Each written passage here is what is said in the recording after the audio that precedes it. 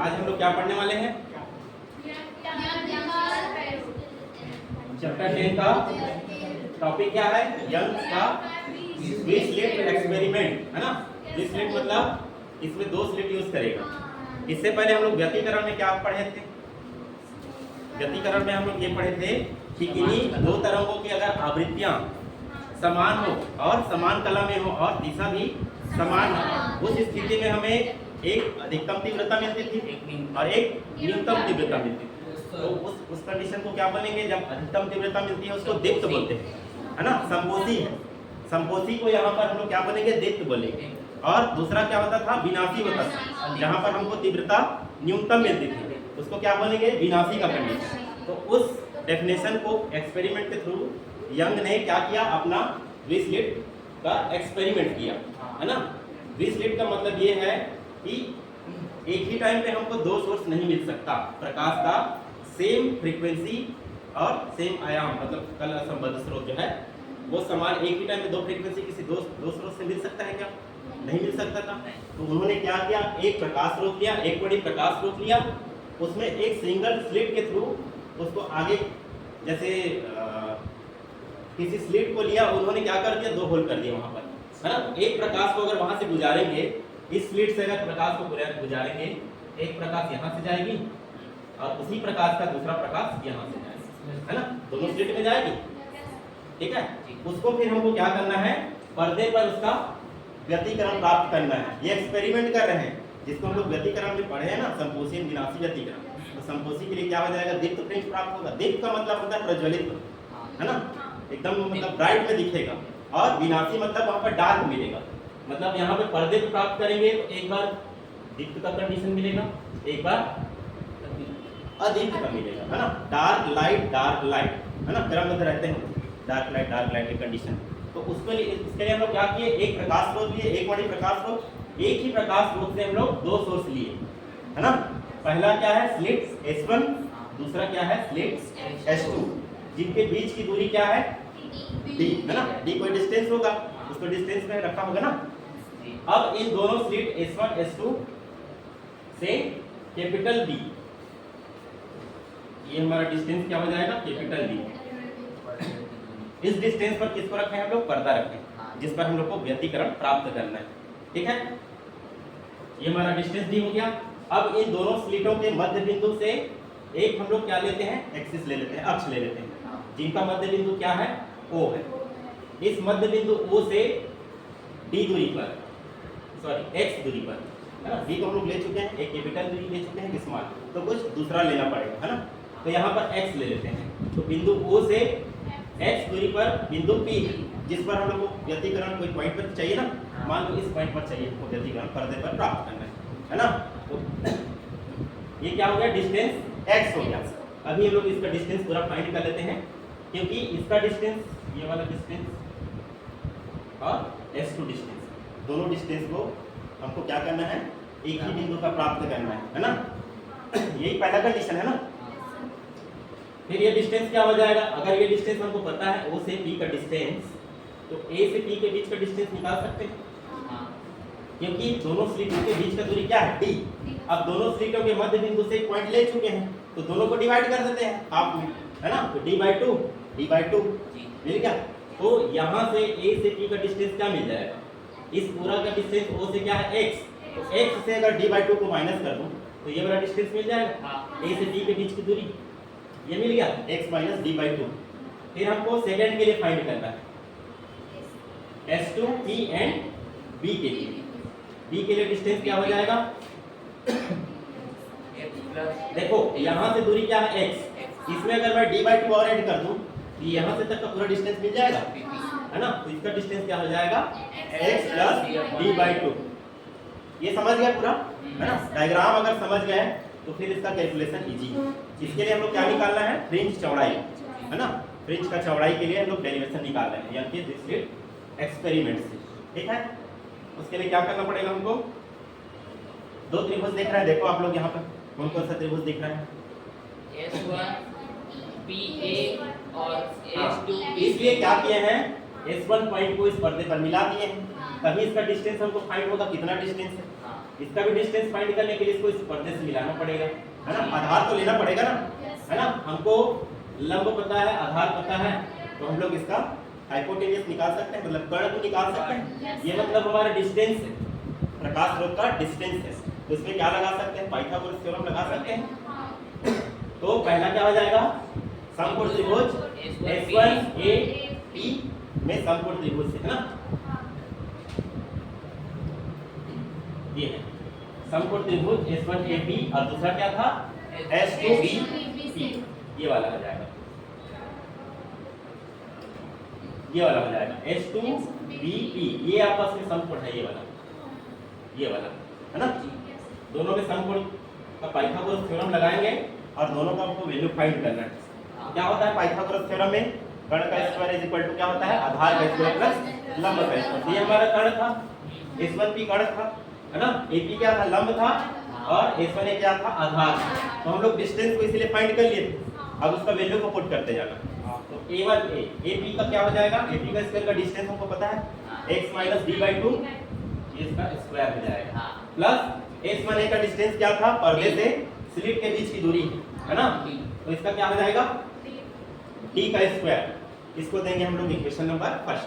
फिर second slit के लिए भी निकालेंगे, सेकंड स्लिट में भी पाइथागोरस थ्योरम लगाएंगे, है ना।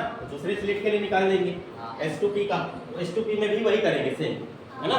उसका भी कर्ण निकालना है ना।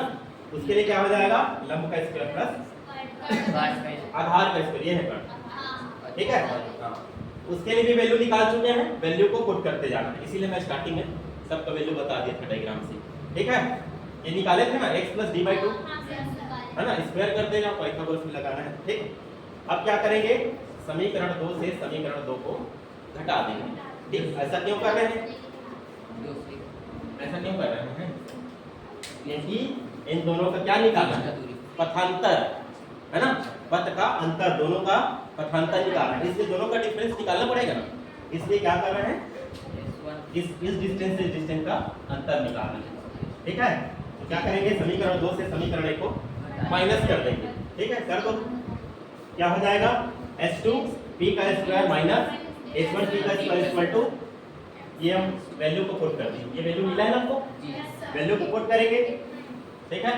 वैल्यू पुट किए, ये किसका फार्मूला है, a + b का होल स्क्वायर का, क्या हो जाएगा x² + b² मतलब d²/4, ठीक है, प्लस 2ab, तो 2 फार्मूले का है, a क्या है x, d क्या है d/2 प्लस d², ये हो गया कंप्लीट, ये वाला पोर्शन, है ना।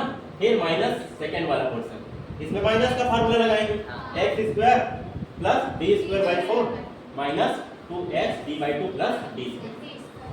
अब क्या करेंगे, ब्रैकेट को ओपन करेंगे सेकंड वाले का, फर्स्ट का क्या है x², इसको तो एज इट इज रहेगा, इसमें नो चेंजेस रहेगा।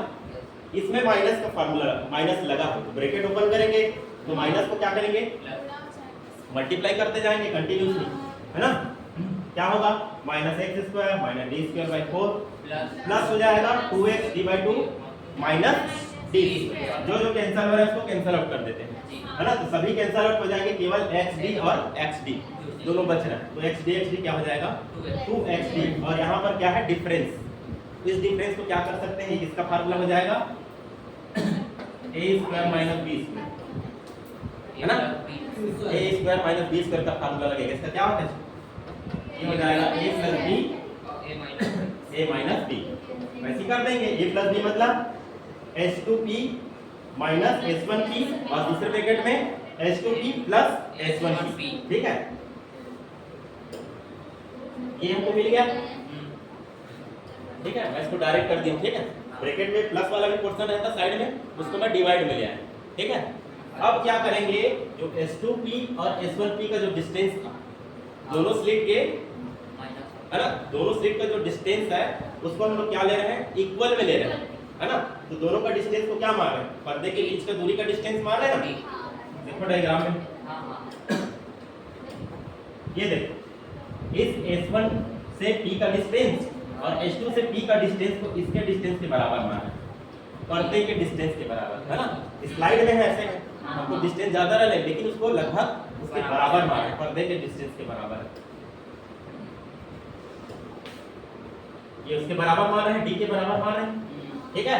तो इसकी जगह में क्या हो जाएगा, h2p प्लस h1p, दोनों का डिस्टेंस को d मान है, तो d प्लस d क्या हो जाएगा, 2d हो जाएगा, हो जाएगा। और ये क्या है हमारा h2p माइनस h1p पथांतर, इसको हम लोग किससे डिनोट करते थे, लैम्डा से, डेल्टा से, है ना, इसको डेल्टा बोलते हैं। तो डेल्टा इज इक्वल टू क्या मिल जाएगा, डेल्टा के डिफरेंट टाइप्स है ना, इसको भी डेल्टा बोलते हैं, d बाई dt लिखो, इसको भी डेल्टा बोलते हैं, है ना, ये भी डेल्टा है। ये डिपेंड करता है कितना वो सूक्ष्म है ना। तो जहां पर जिसका जरूरत है उसके हिसाब से रख देते हैं, ठीक है। तो डेल्टा इज इक्वल टू क्या मिला हमको, 2xd upon xd, d plus d क्या हो जाएगा 2d, और ये 2 से 2 कैंसिल हो जाएगा, तो हमको क्या मिला xd अपॉन d।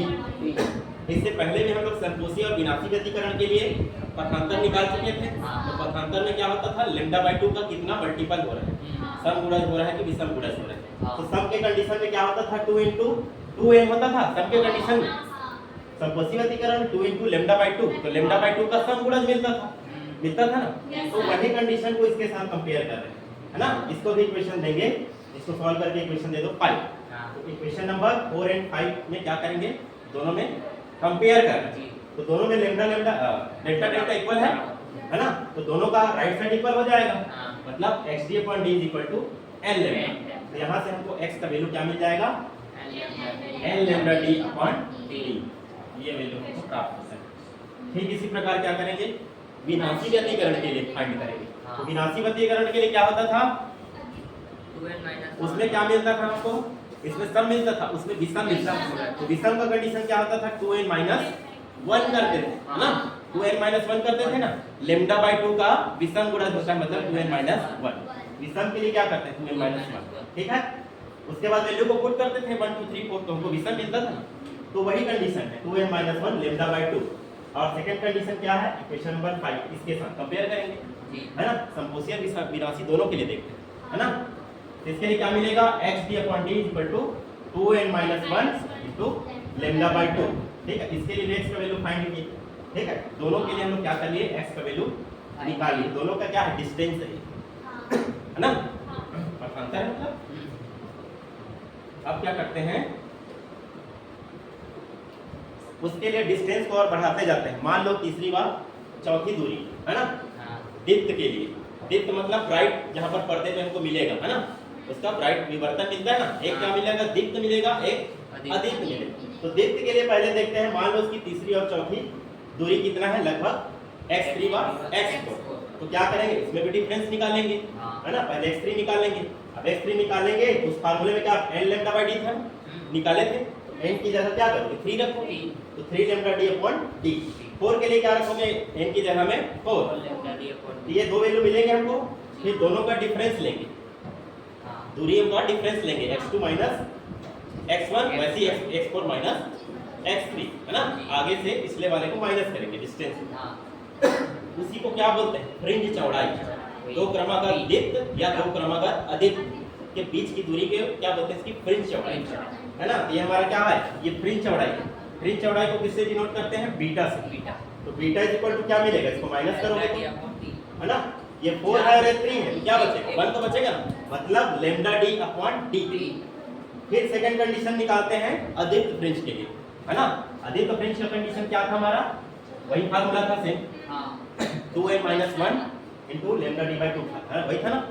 तो 2n माइनस 1 में अगर हम लोग 3 रखेंगे तो कितना होगा, 6 माइनस 1 मतलब 5 लैम्डा d अपॉन 2 मिलेगा, 2d। उसी प्रकार 4 रखने पर 7 लैम्डा d अपॉन 2d मिलेगा, ठीक है। फिर इसमें करेंगे माइनस करेंगे, इसका भी अंतर निकालेंगे, दूरियों को फ्रिंज के लिए निकालेंगे, इसका भी क्या हो जाएगा, x2 x4 माइनस x3। यहाँ भी हमको क्या मिल रहा है, beta is equal to lambda d upon small d। इससे हमको क्या मिलता है कि अदीप्त के लिए हो, फ्रिंज दीप्त के लिए हो कि अदीप्त के लिए, दोनों के लिए हमको समान प्राप्त होंगे, है ना, दोनों के लिए एक ही वैल्यू प्राप्त हो रहा है ना। ये कंप्लीट प्रोसेस है किसका, यंग के न्यूक्लियस का एक्सपेरिमेंट, ठीक है। बाद में इसका हम लोग निर्भरता भी देखेंगे, है ना। नेक्स्ट टॉपिक आ जाएगा इसका निर्भरता, है ना। तो निर्भरता में क्या हो जाएगा,